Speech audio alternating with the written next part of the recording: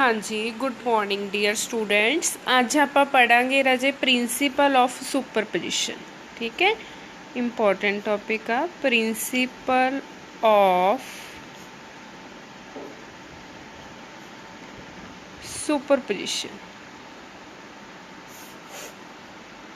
Okay, एक ही हुंदा वा राजे कि हुण जिवें आपां पिछले आर्टिकल्स पढ़िया सी कि दो ही पॉइंट चार्ज लए सी आपां कि Q1 आ Q2 आ, इन्हां दोनां दे विच इंटरैक्शन यही बड़ी सी ना।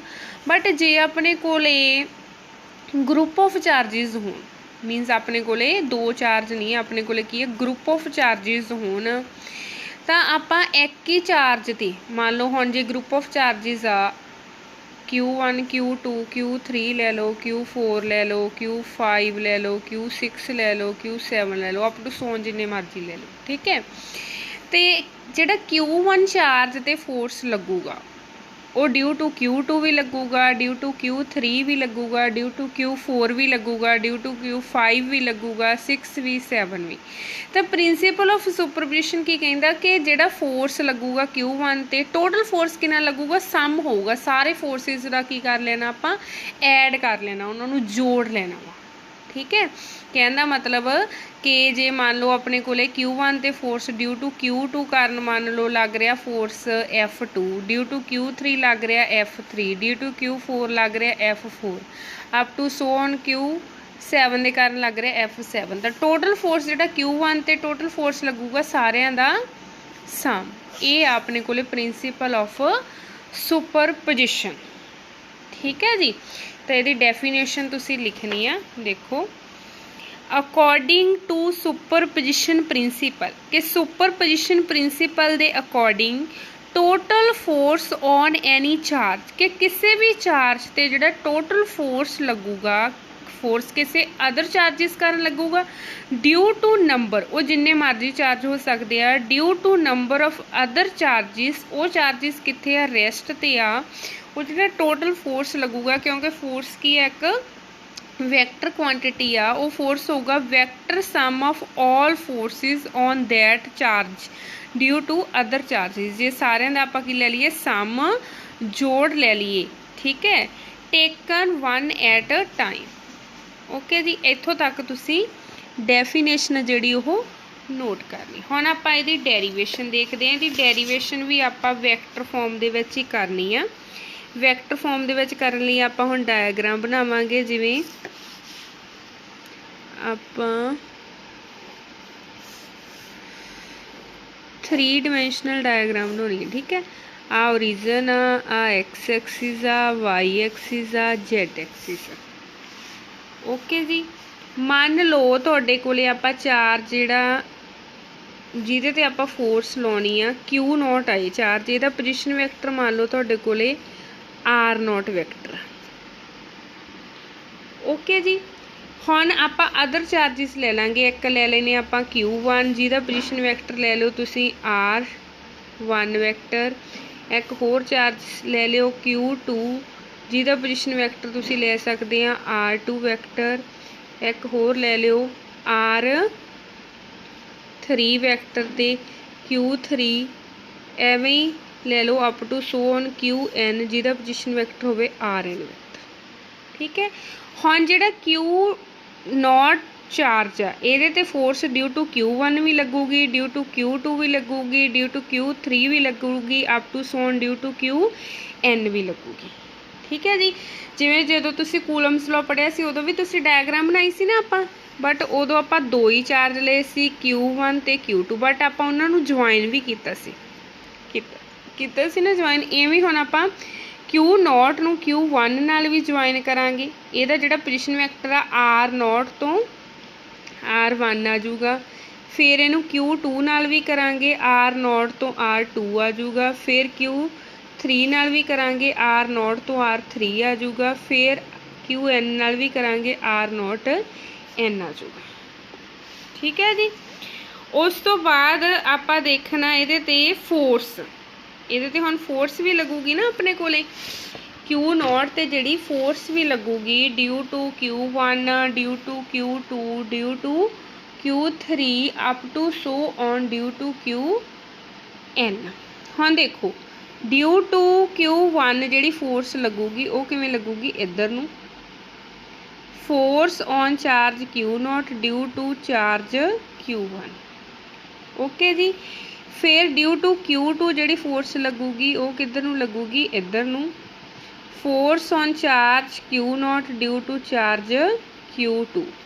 इवें ड्यू टू Q3 जिहड़ी फोर्स लगूगी force on charge Q0 due to charge Q3। Similarly आ फोर्स लगूगी due to charge Q0 force on charge Q0 due to charge Qn।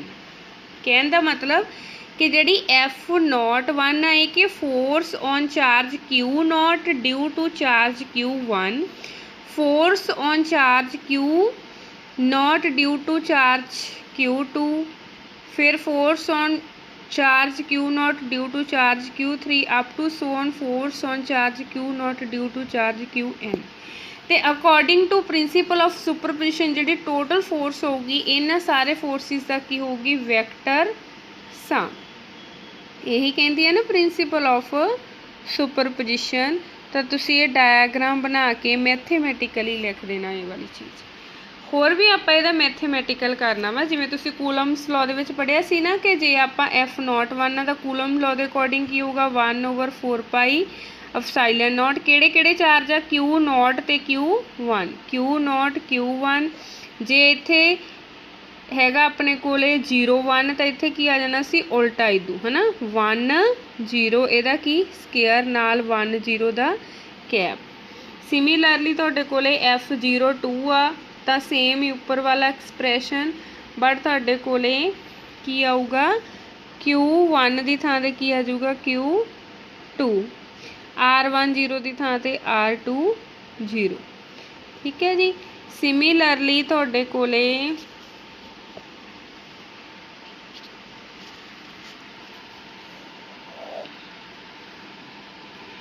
F03 की आ जाऊगा 1/4 pi epsilon naught Q0 Q3 R3 0 इहदा square R cap 3 0 up to so on F0n कितना आ जाऊगा 1/4 pi epsilon naught Q0 Qn RN 0 दी square RN 0 cap. तो जे आप ये सारिया वैल्यूज़ आ वाली इक्वेशनस दे विच पुट करिए, जे आप ये सारिया वैल्यूज़ ये वाली इक्वेशन दे विच पुट करिए तो total force on charge Q0 तुहाडे कोले की आऊगी